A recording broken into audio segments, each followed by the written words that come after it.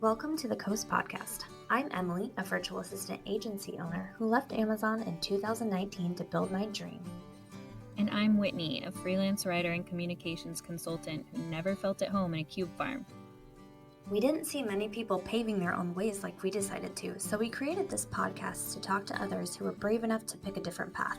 Creatives, entrepreneurs, people doing their careers and their lives their way. Join us as we learn from them, get inspired, and show you beautiful paths less traveled. Not every road leads to the coast, but the ones that do come with a great view.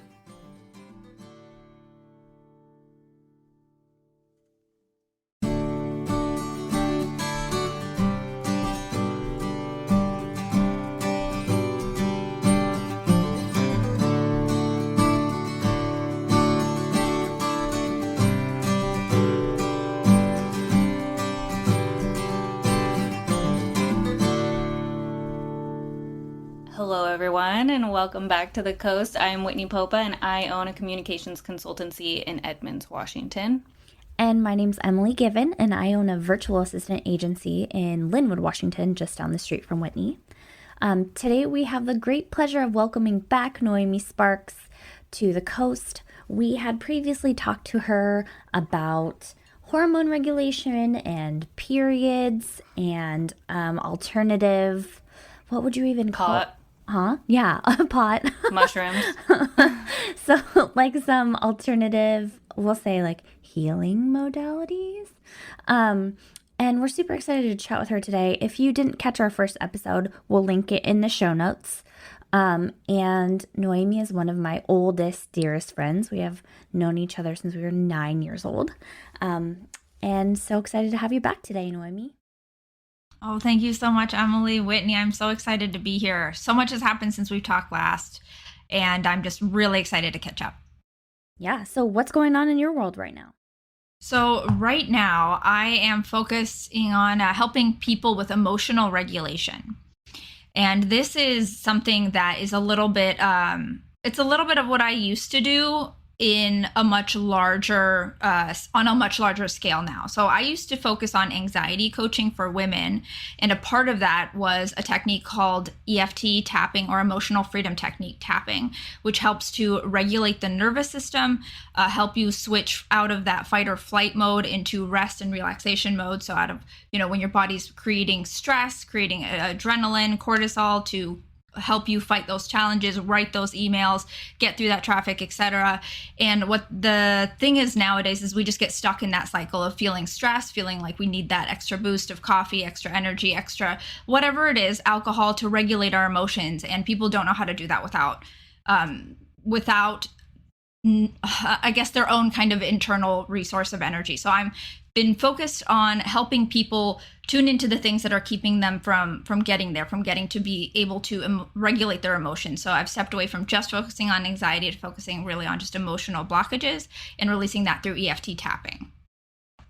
So, okay, so for those of us, well, I know I have a general understanding of EFT tapping just from you, actually, but and knowing you on a personal level, but for our audience who has never heard of it, can you give us like a brief overview breakdown of what the heck is tapping? Absolutely. So EFT, emotional freedom techniques, are 48 different techniques that help to regulate the nervous system through a combination of exposure therapy and acupressure. And tapping is one of those modalities, and it's a part of a few different techniques as well. But what it really looks like is tapping on about 7 to 14 different points of the body while you're feeling into the motion that you're trying to release. So for example, with anxiety, you'd be feeling into what it feels like to have anxiety, really feeling that emotion in your body, and then tapping on meridian points where there's this electrical charge to release the physical emotions attached to feeling anxiety. So that's what the tapping part looks like. Yeah. So when you're talking about the meridians and acupuncture, like talk more about that. Acupressure. I was going to say, does it relate to acupuncture? Ish. No. It does. It does. So acupuncture and treating energy through points, meridian points, like you said, goes back about 5,000 years. So 5,000 years ago, people were already treating certain energy issues and energy blockages by touching points on the body. And if you had a galvanometer or this device that reads electrical charge, you could read on your body that these points that we're tapping on have a more electrical charge. Or less electrical resistance. So when you're tapping on it, there's more stuff going on in your body. That's why after tapping, you feel that tingling, you feel some kind of deeper breathing, some way that your energy is moving in your body. And so for EFT tapping, those points often look like the karate chop point. So that point on the side of your hand that you would be using to do a karate chop motion. Then some people go top of the head, tapping either with 2 hands or 1. There's actually been statistically no difference shown between doing 2 hand or 1 hand at a time. So, whatever feels good for you.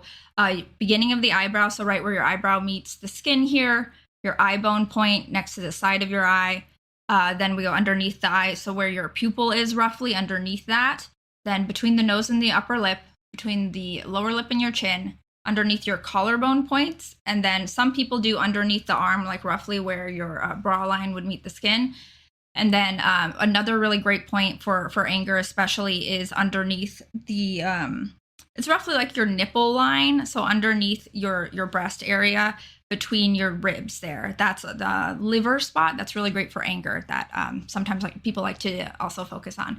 So those are the general spots. Sometimes people do them in a different order. Sometimes people focus on one or the other. But really the important part is feeling into the emotion while you're tapping those points, and to eventually get to a point where you have a cognitive shift where you realize that that emotion is not something that you need to hold on anymore. I could have used that last week. Yes. I was in this deep, I told my husband, thank you for loving me through my psychosis. And before we started with this, I actually was talking to mentioning, if you get into any period stuff, I want to talk about it because it's all related. So at the end of my cycle, I guess I get super emotional, and there was a lot of pandemic things coming to a head for me, and I think everybody needs to be tapping through this pandemic, honestly. But just with school stuff, my kids, and just so many things all at once, I felt like I was losing my damn mind. And even Emilie and I texted about this kind of serendipitously and randomly, the new moon was a part of it too.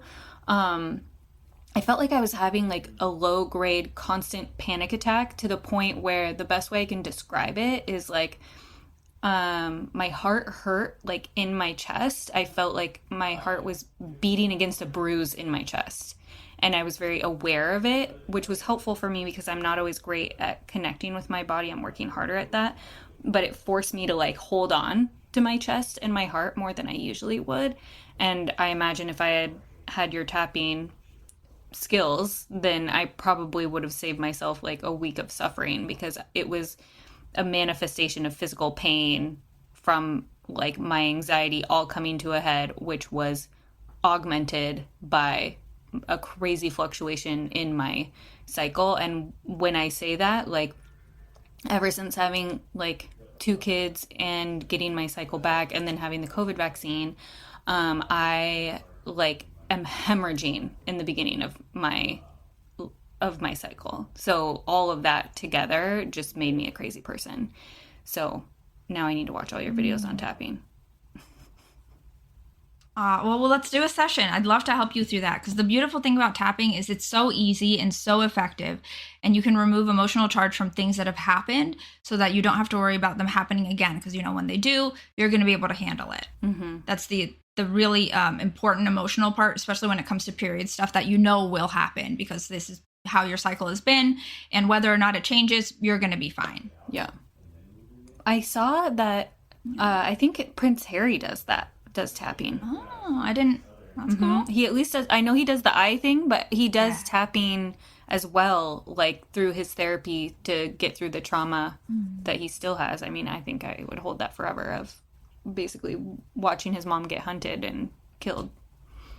Yeah, that's some shit. I mean, tapping is a really effective tool for PTSD, anxiety, and depression. It has been shown in hundreds of clinical studies at this point that it's really helpful for things like childhood trauma. And honestly, like, it always comes back to some kind of childhood memory when it's something that's lingering around, because your body just gets used to that feeling and you don't know how to not feel that way. It's just a practice of habit, like being stressed, feeling overwhelmed. When you do that over a long period of time, your body just gets used to creating those chemicals, and that's just your natural state of being, unfortunately, until you get into the habit of practicing feeling however it is that you do want to feel. I'm laughing.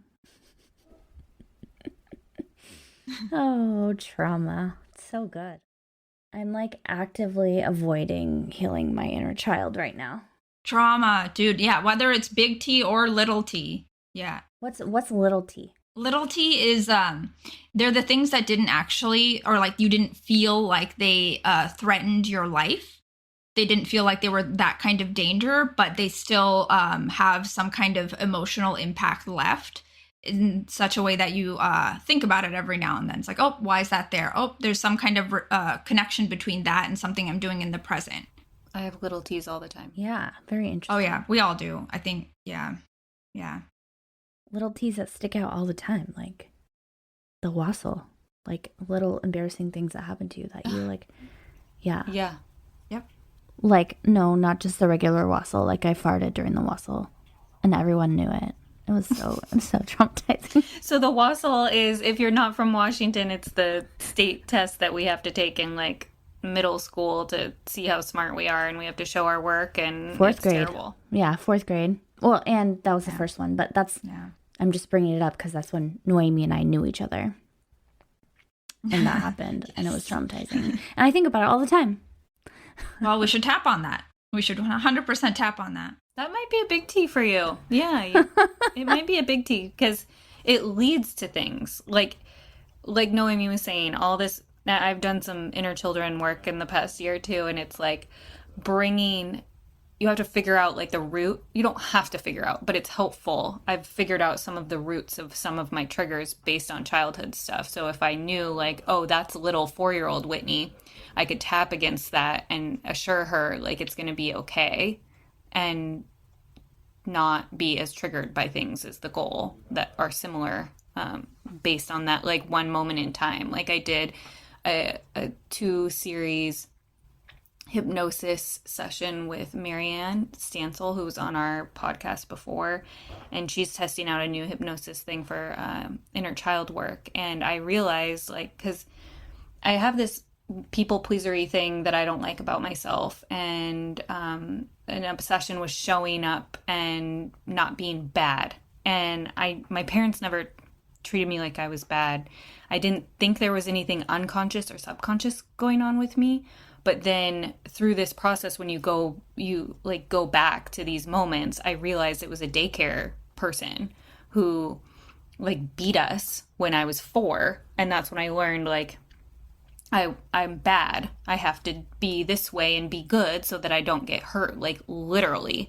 And I had talked about that, and I had some awareness of that memory, but to have it so directly tied to like so much of my life, I didn't realize it was that big. I even thought like, you know how you look at pictures and you're like, oh, I remember that, but do you really? You just have the picture. Like I remembered that the lady existed and that she was mean, but I didn't know if that was like something my parents had told me or if it was an actual memory of mine. And turns out it was like an actual memory and even deeper than just like, oh, I had this one mean lady who I didn't like at daycare. Like a lot of kids, whether like a teacher is actually mean or not, would say that teacher's mean, but she was actually physically abusive.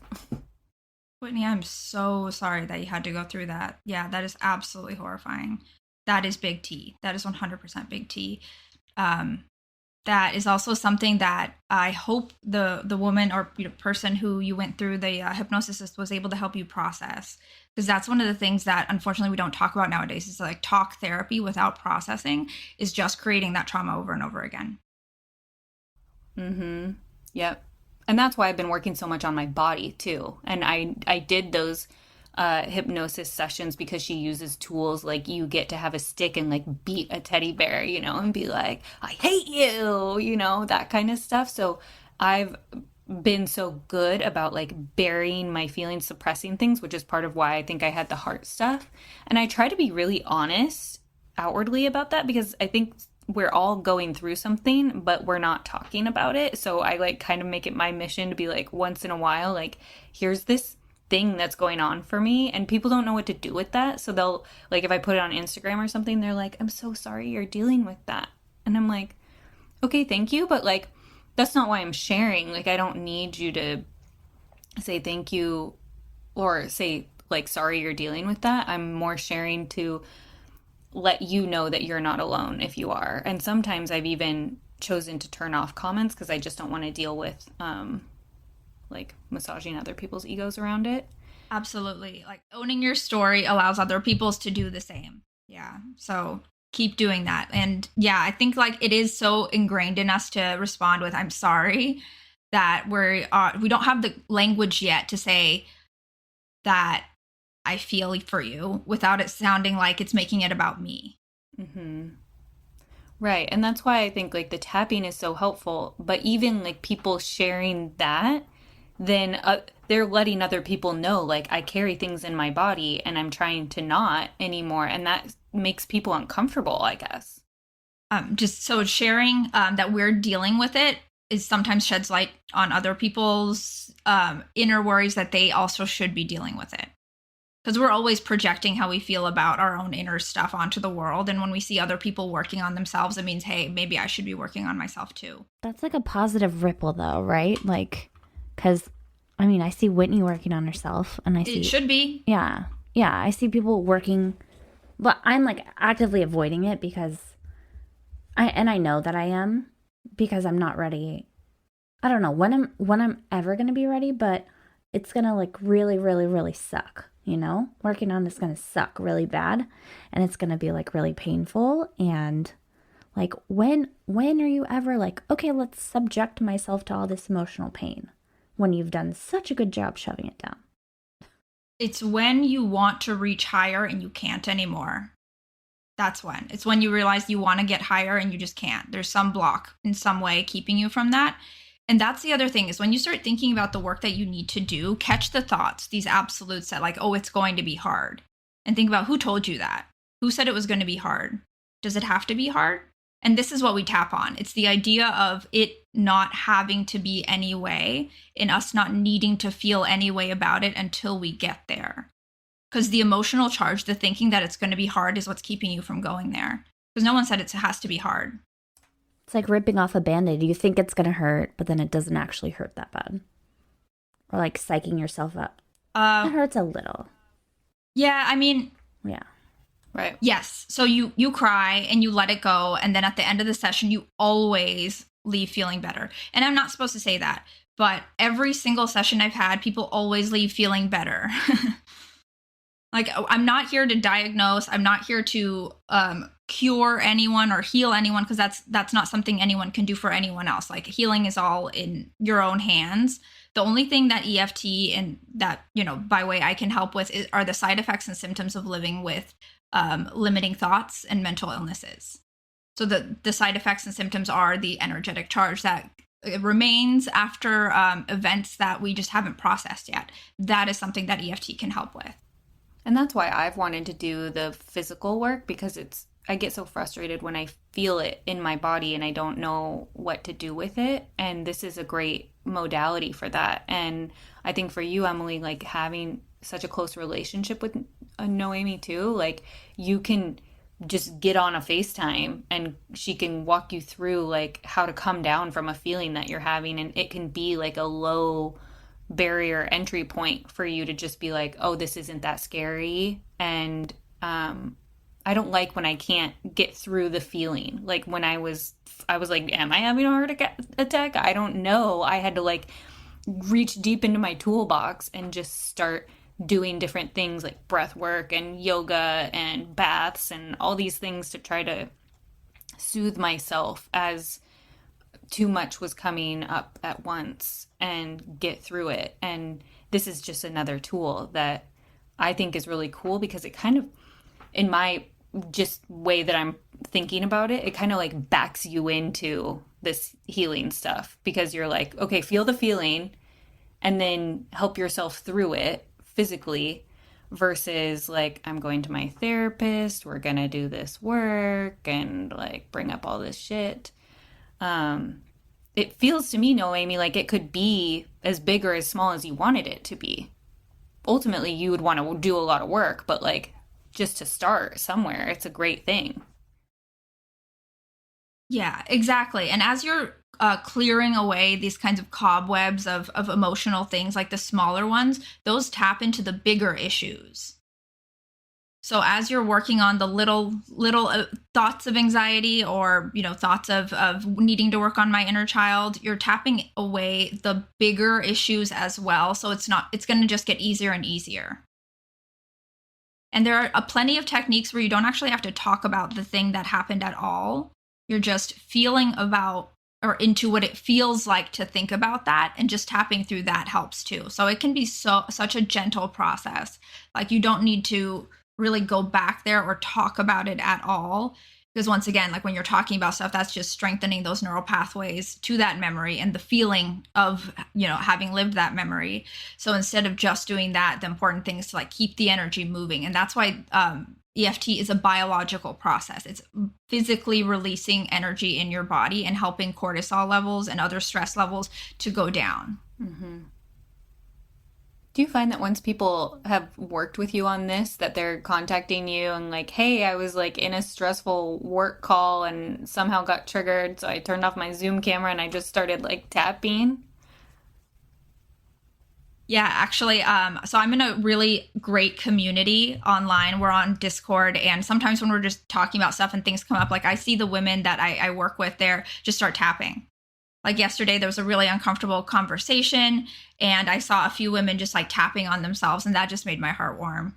And other people, so other things that they've shared before of how this work has helped them is tapping during on their commute, or tapping with their kiddos. And just like knowing that their kid like at first really didn't want to do it, like making a big fit about it. And then just like within a few rounds, they were like laughing together and just really connecting and really being present with each other in the, the emotion that a little kid was experiencing. Because that can feel so isolating when you're little, even as an adult, like not knowing how to express yourself, and like seeing that modeled in your home by a parent who loves you, like really gives you that permission to feel your emotions. I love that for kids. And it's to them like they don't know that they're doing important work from the get, Like this is a skill that they'll be able to bring with them through their whole life that started out as something kind of fun and silly. Yeah, that's so important. Like with little ones too, it's just like with little ones especially, like you say the emotion like, oh, I'm feeling angry, and you breathe into it. I'm feeling angry, and I breathe into it. That's it. And then you just say, I'm feeling angry, and that's okay. I'm feeling angry because, I don't know, my dog like ran from me, or my cousin hit me or something like that. And you just breathe into it. Like you don't need to make really complicated or even kind of permissive statements with kiddos, because they don't need that. They just need to be able to feel their emotions. Yeah, and that's definitely a part of getting to see how the work has a ripple effect has been really pleasing, and just really it makes me want to share this on a different level. Like I didn't think I'd want to be talking about like EFT for families, but just seeing how much it affects the entire family from just one person like going through or having treatments or having, sessions or whatever they want to call it, that I think has had such a profound effect on my own practice that I feel like it's definitely worth talking about, of how it helps the entire family and not just the person dealing with emotions. How do you structure the offering for people? Are you doing group, one-on-one, Zoom, online, in person? Yeah, so I have a weekly tapping circle that I do on Sunday mornings that I offer through my Patreon. So that's just like a group Zoom session where we talk. Well, I usually just guide like a really simple session of focusing in on the feeling. I usually let people vote on anxiety or some other topic. Like I know in January, COVID was a real hot topic. I mean, it always is, right? But like then I know it was really happening. So we did a specific tapping on just feeling into the feeling of what it feels like to be scared of getting COVID or having COVID. And then going through the process of, even though I feel this way, I deeply, completely love and accept myself. So that's the second round, just feeling into the emotion and giving ourselves permission to feel it and know that it's okay to be feeling that emotion. And then in the last round, we acknowledge the work we've done. We've shed enough emotions and that's okay. We've done enough work for now and we can come back to this later. So that's like 20 minutes, super tight session of just focusing on the body, forgiving ourselves, moving on forward, feeling good. So that's once a week. That is open to the public or anyone, who joins my Patreon or finds my link on my website. And then for deeper work, I do a minimum package of 3 sessions. And those are always because as you start tapping away, you feel good right away, but maybe it's not deep enough yet. Like maybe it's not enough work yet to get really at the root of the problem, especially when it is something deeper or something bigger like anxiety that has deeper roots. That's when you want to go deeper and do at least 3 sessions, if not more, depending on, how the work is serving you and how deep you want to go and whether this is just a recent issue that you want to tap through or if it is something perhaps bigger. And those are all through Zoom. Yeah, so those are all one-on-one sessions, 60 minutes to 90 minutes, depending on, how we're feeling, where we're going. And those I'd like to do once a week or sometimes every other week, depending on the intensity of the feeling. Are you still doing Reiki with your sessions? I do offer Reiki. Or I know you used to do Reiki. That was... Yeah, it's really more on an as needed basis. If people reach out to me who I've done Reiki with before in the past, then I'll do that for them. But it's not something I'm currently actively marketing. Got it. I want Reiki. Remember when we used to do it every week? We should do that again. That was so good. Yeah, I mean, let me know. I can hook you up with a session. So do you have people who are like coming to you and they sign up for the 3 sessions and they're like, I don't want to tell you what's wrong with me or like what's coming up. I just want to tell you the feeling. Like, do you have people all over the board of like how vulnerable they care to be with you? Yes, I do have some people who, because I know them, they don't want to talk about the thing. And that I totally understand. And honestly, that's something that I'm always very clear about when I do work with people that I know personally of what we're talking about here is a different sphere. Like we are talking in a completely different kind of relationship than when we're talking about like, friendship stuff. And giving them permission to talk about that usually makes it so it's easier to share whatever is on their mind. But when they don't want to get into specifics or that they can't remember specifics, then we can do techniques where they're just feeling into it and they don't need to talk about it. Do you ever ask them, this is something that she did during my hypnosis session, like the intensity of the feeling? Like, do you say like, from a scale of 1 to 10, how anxious are you feeling right now? And then you tap for a while and then you're like, okay, what's your number now? Yes, I have a scale, or in EFT, there's a SUD scale, which is basically your units of distress. And so we do a scale of 0 to 10 of how intensely you're feeling it. And that's what I track over our call. That's really cool.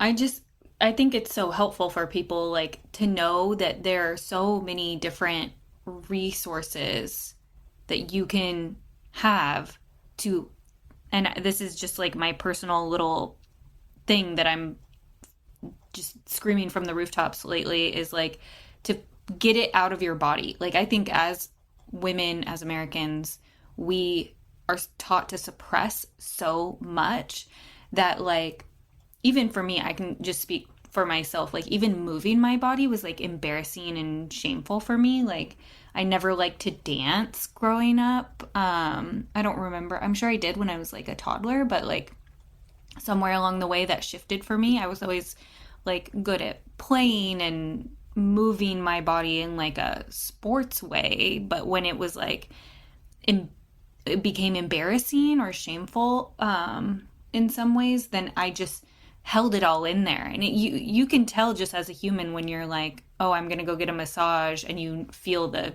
you held tension in your shoulders, or even that kind of touch really shows you a lot about what you're holding in your body. And so I've been trying, like, you know, the hips, they are like the gateways to your sexuality and all sorts of things. So like even with my kids, I try to just have us dance and move our bodies. And there's a lot of shame, I think, around trauma and getting it out, completing the cycle of like, this happened to me, I keep it in my body forever. Like, animals don't do that.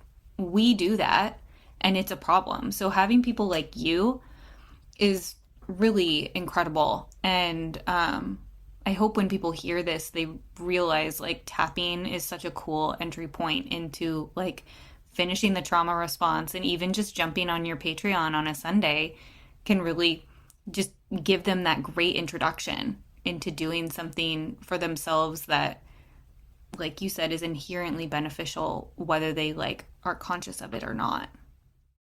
Yeah, absolutely. I think we need to stop thinking about physical movement as being just exercise, something that we're doing to shape our bodies. But no, it's something that we're doing to physically release energy, because we stay still almost all day, especially people who are working in, you know, modern jobs where you're standing or sitting for 8 hours a day. Like, there's such a disconnect between your mind and body. And without like making that connection again through movement, through play, through dance, we're just really missing a huge part of the human experience. Do you ask people when they're tapping, like, okay, this feeling's coming up for you, where are you feeling it in my body? Because when, like, even when I'm talking to my like talk therapist, she'll be like, where are you feeling that? I feel a lot in my heart area always. Like, if I'm starting to feel anxious, like, if you can't see me on the video, but I'm like moving my hand over my heart, it feels like, I don't know, like a little fireball in my chest. And that's where I feel my anxiety start. And I'm sure it like moves through my body in all sorts of different ways. Exactly. Like, that's the big thing, or the first part is always feeling it in your body where you feel that emotion. And as the emotion changes, as you start tapping through the thoughts, the limiting beliefs and things like that, that's when the emotions start to move. So for a lot of people, you can notice it move from your heart up into your throat and then kind of out. Or some people go the other way. They release the energy into the earth and it goes down. So the thing though is, like, if you're moving with energy down and like through your gut, through like your more like intuition, like that can turn into physical energy too. So it's just about being really mindful of how you're releasing the energy and intentional about it. Because sometimes you can just release it through your feet if you feel the energy pass through you. So this is getting into the woo of it a little bit, but it is about connecting the physical experience with the emotion. Because emotion is energy in motion. It's real, right? This is stuff that is in our body that we can influence, and we need to have a process of doing that. Mm-hmm.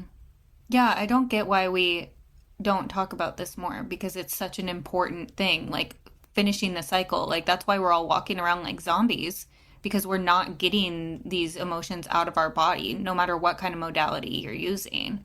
And this just seems like such an awesome, easy entry point. I felt for the first time my body, like the emotions moving through my body at a sound bath. I actually felt like the different tones like start in my chest and go up into my throat. I never really feel things in my throat and then in my head and out.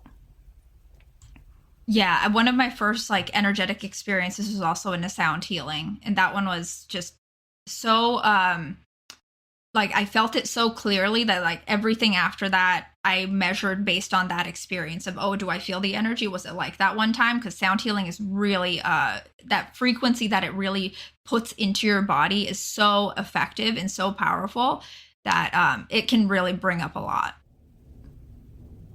These are all so like, it's like, for me, I'm more like curious after the fact. And I was talking recently with Sam from Human Aligned, and she told me, and I knew this intellectually, like when you're crying because you're upset. I have a big block around crying. I don't cry very often. I cry every single episode of The Voice, but like about my own life, like not as much. Like I've learned through all my traumas, like, oh, crying doesn't get you anywhere, so don't do it. So my body shuts it down, and I want to fix that about myself. I just want to allow my body to release if it needs to. And so I guess I could watch The Voice every time I'm sad, but I would like my body to do it on its own. That comes up in sound baths too for people. So I was just going to say that I actually had a client who had the same thing, who said that she couldn't cry. Like, I can't cry. So we tapped on that. And next session, she was bawling her eyes out. It was the best thing ever. It was such a cathartic release. So come tap with me, Whitney. Yeah. Let's cry. I'll let you get me to cry, because the tears, what she was telling me is like the tears, the like chemistry of them is different than like if you're chopping onions. Those tears, scientists have measured like the chemicals and the hormones and whatever's in them, and it's completely different. So like that is also completing the trauma response. And when I think back to like, oh, here are times when I've like bawled my face off and needed cucumbers the next morning to like make my eyes less puffy. I had a lot of that growing up, but along the way I just learned like this doesn't serve you. So I don't anymore. And I don't like that, because I feel like I'm carrying it, and I don't want to carry it. It's heavy. Yeah, that's heavy, and that's not something you need to carry anymore. So come tap with me. Let's release that. Yeah, I'll be on your Patreon. What time do you do those? 9:30 Pacific time. Cool. I need to start doing them for sure. Yeah. And I think for you too, like, I mean, I don't want to speak for Noemi, but like, I feel like you guys could do something on your own just for you to like get comfortable. Oh, she offers all the time. Oh, good. I'm sure you do, Noemi. We're both like, Emilie, come finish the trauma response. I know. I need to just make a decision and like follow through with it. But it's terrifying, And it doesn't have to be like for the big thing, it could be for something smaller. Just to like, get into the habit of this is something that I can do. Like I can tap to release emotions. So just starting to whittle away. Little movements here and there, little energetic stuff. The way that I approach my life is that I'm just like deeply curious about myself too. So I'm like, okay, let me try this. Is this going to work? Oh, it didn't work with this person, but I think it's still going to work for me. So I'm going to try this other person, or, oh, this new thing, like, let me explore that. And how do I make myself better? But I am also carrying different things than you are, and I'm a different person. So, different strokes, man.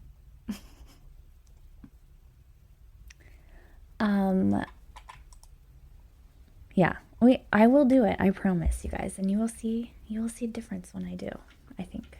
I can't wait for your Instagram video of us watching you live tap. Will we ever see that? Probably not.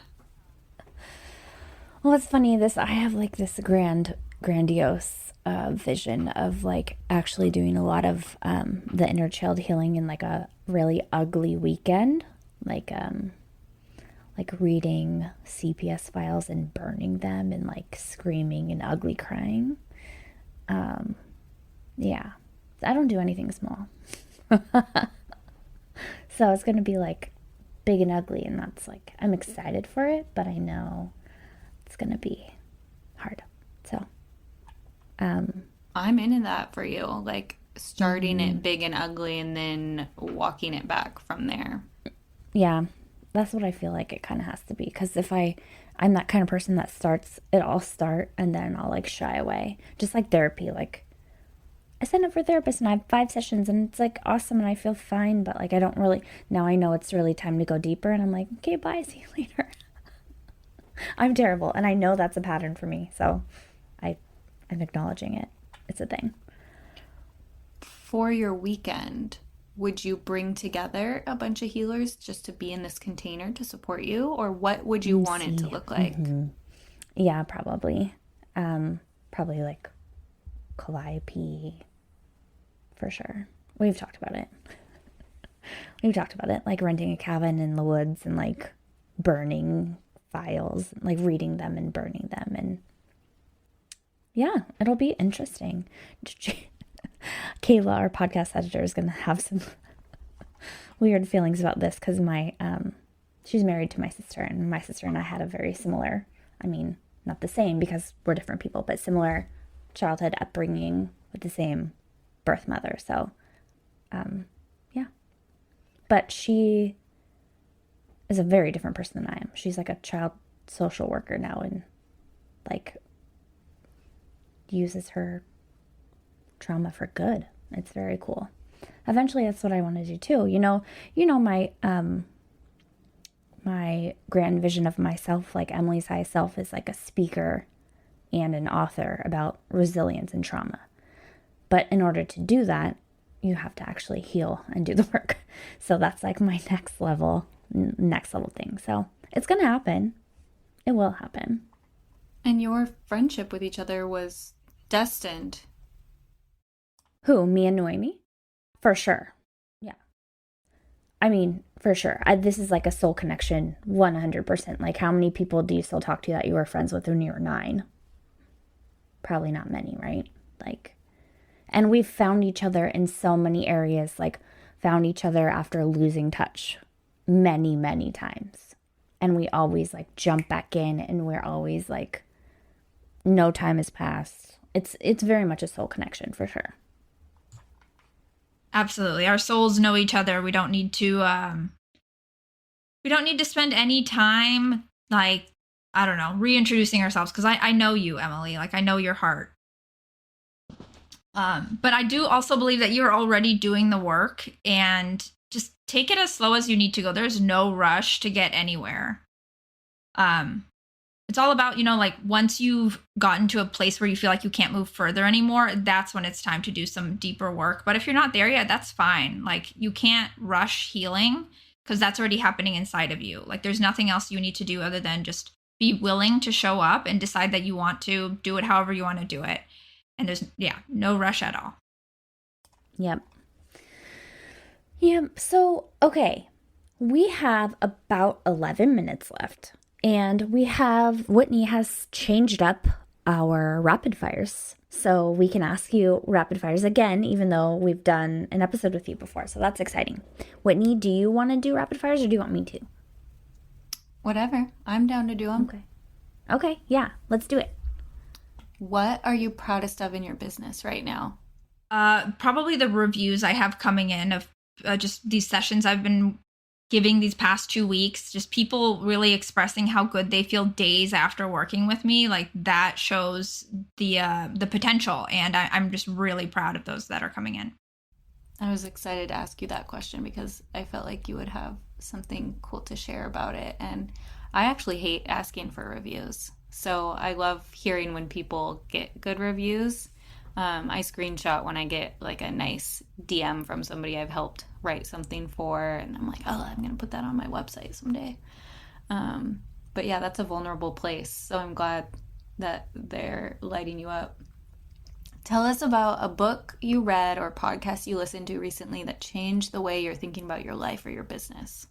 So a podcast I listened to recently was Bevan, a femme over 40 and her friends. And it's an interview with Deidre Bagdasarian, who's the founder of the Glowing Goddess Getaway, which is the community that is my soul's community. And they did an interview together because they're both involved with that community. And they talked about the importance of rest.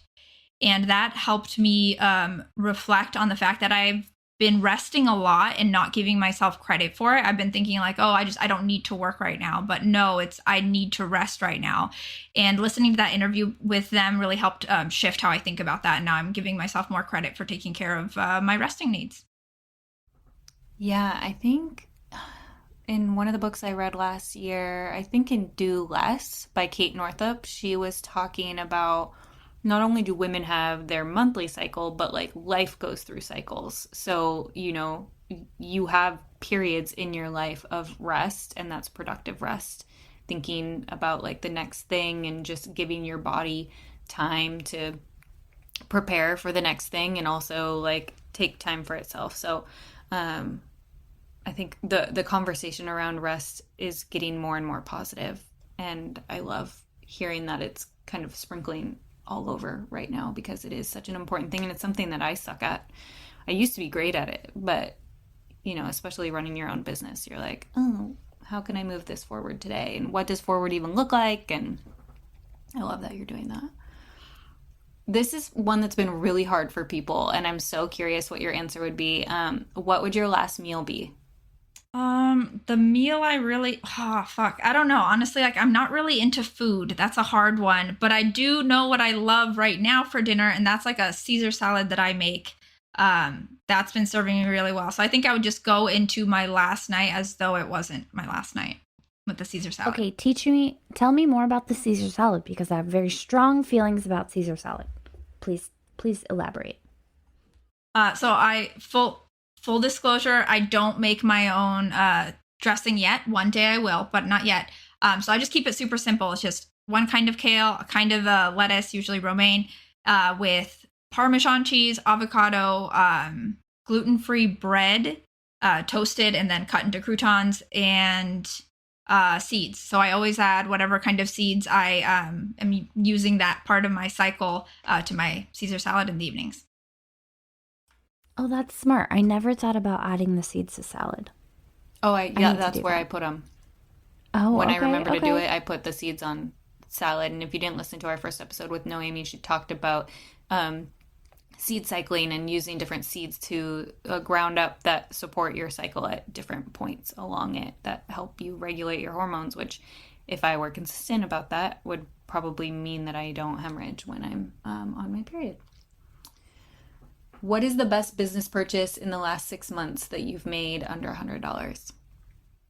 I don't know. I feel like I haven't bought anything since I talked to you guys last, and that was a whiteboard, and I'm still using that whiteboard. So maybe still that. It's this whiteboard that I have next to my desk, usually, that I keep all my notes on just for the day.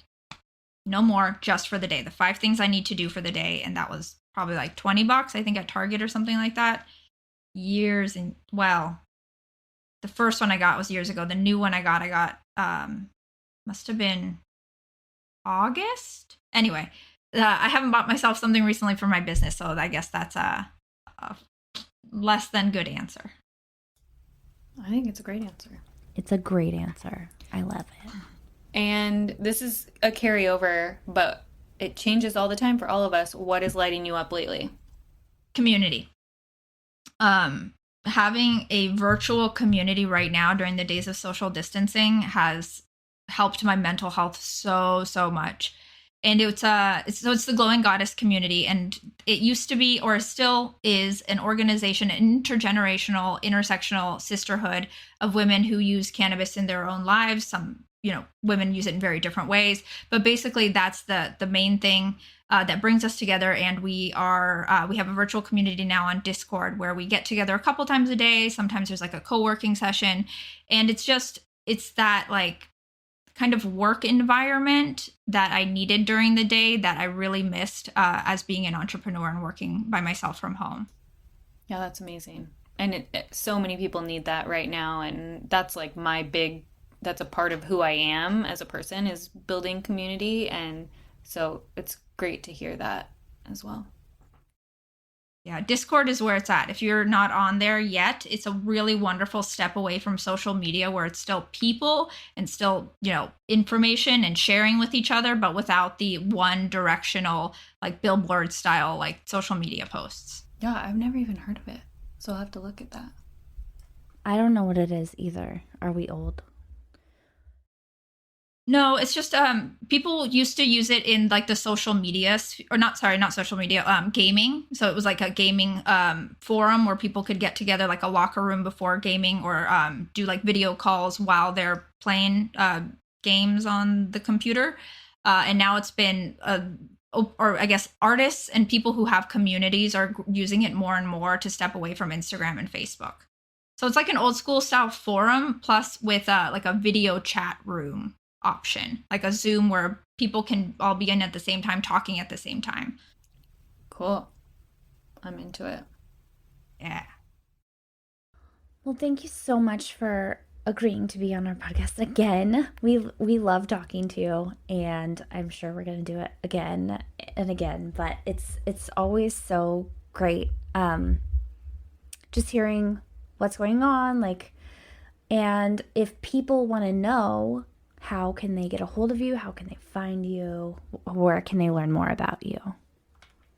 Oh, thank you. Well, thank you so much for inviting me again. I know that this was a little bit more of a vulnerable conversation, so I just appreciate both your honesty and willingness to talk about stuff that isn't easy. So if you want to do that with me, you want to talk with me about stuff that isn't easy, come tap with me. You can reach me through my website, noemisparks.com. I'm on Instagram. I am Noemi Sparks, and I'm also on Patreon. That's patreon.com/Noemi Sparks. That is where you can tune into my tapping videos. I have a growing library of tapping videos that you can do on your own, on demand, whenever you want. And that's also where I host the link to my weekly tapping session on Sunday mornings. That's 9:30 Pacific. And I also have a manifestation club that I host through my Patreon, which is Wednesday evenings, 7 p.m. Pacific, where we get together, we move the body, we release energy, we meditate for about 10 minutes using a very specific style of meditation that helps you literally shift your brain waves from high beta into these lower, slower healing delta and theta waves. And then we journal together. That's 60 minutes of empowerment, energy release, and just magical intention creating together. And that's all through my Patreon. That's what I have. I'm currently offering 3 sessions, an EFT package right now. And if you want to talk about that, I know my schedule is filling up, so I'd love to get in touch as soon as possible to see if we can work together. Awesome. Thank you so much, Noemi. Yeah, thanks for being here. And thanks for everyone for tuning in to another episode of The Coast. Talk to you soon.